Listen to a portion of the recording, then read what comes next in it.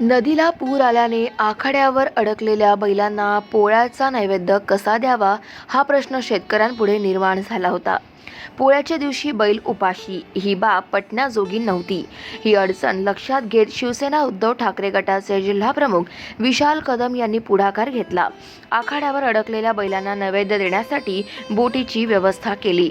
थुना नदीला आलेल्या पुरात पलीकडे जाण्यासाठी त्यांनी पालिकेच्या बोटीची व्यवस्था केली. आज पोळा आहे. साहजिकच शेतकऱ्यांचा सर्वात मोठा सण म्हणून आपण पोळ्याकडे पाहतो. ज्याप्रमाणे व्यापाऱ्याचा सण लक्ष्मी दिवाळी असते, परंतु शेतकऱ्यासाठी दिवाळीपेक्षा मोठा कोणता सण असेल तर पोळा आहे. निश्चितच गेले 2 दिवस झाले महाराष्ट्रामध्ये चांगल्या प्रकारची पाऊस पडत आहे आणि चांगल्या पावसामुळे सगळ्या नदी नाल्यांना ओढ्यांना खूप पूर आला आहे. पण निश्चितच ह्या पुरामुळं प्रत्येक शेतातले गावाचे आपले संपर्क तुटलेत. परंतु आज पोळा असल्यामुळं ही जी पूर्णा शहर आहे, पूर्णा शहरापासून ज्या पश्चिमेला शेती होती त्या शेतीमध्ये थुना नदीला फार पूर आल्यामुळं आज शेतकऱ्यांना स्वतः शेतात जाता नाही आलं आणि जाता नाही आल्यामुळे त्यांच्या शेतात जी बैलं आहेत, पूर्ण त्यांचं आज जे धन शेतामध्ये आहे त्यांनासुद्धा गावात येऊन त्यांची पूजा करण्यापासून ते वंचित राहत होते.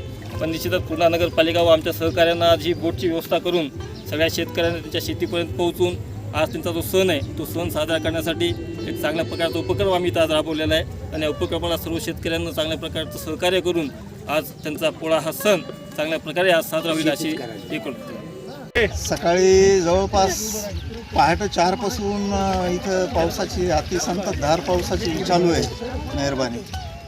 तर इथं थुना नदीला आज मोठ्या प्रमाणात पाणी आलेलं आहे. शेतीकडे जायचे सगळे रस्ते बंद झालेले आहेत. तर ते प्रशासनानं नगरपालिकेकडून बोटीची व्यवस्था केली. आता परभणी जिल्ह्याचे जिल्हाप्रमुख श्री विशाल भाऊ कदम यांनी याची तत्काळ दखल घेतली आणि पूर्णा नगरपालिकेमार्फत बोटीची व्यवस्था केलेली. तर ते बोटीमार्फत आता बैलाला याला निवद्द किंवा जे जनावरं अडकलेले आहेत त्याला चारा वैरणीसाठी माणसं नेऊन सोडायचं काम विशाल भाऊनं केलेलं आहे. थुना नदीला आलेल्या पुरात पलीकडे जाण्यासाठी त्यांनी पालिकेच्या बोटीची व्यवस्था केली. पालिका प्रशासन यांच्या सहकार्याने बोट नदी पात्रात आली. आता आपल्या बैलांना आपण नैवेद्य देऊ शकतो या बाबीने शेतकऱ्यांचे डोळे पाणावले. 4 शेतकरी करीत अखेर बोटीतून प्रवास करीत बैलांना आखाड्यावर नैवेद्य पोहोचलं. विशाल कदम यांनी घेतलेल्या पुढाकाराने हे शक्य झाले अशी भावना शेतकऱ्यांनी व्यक्त केली.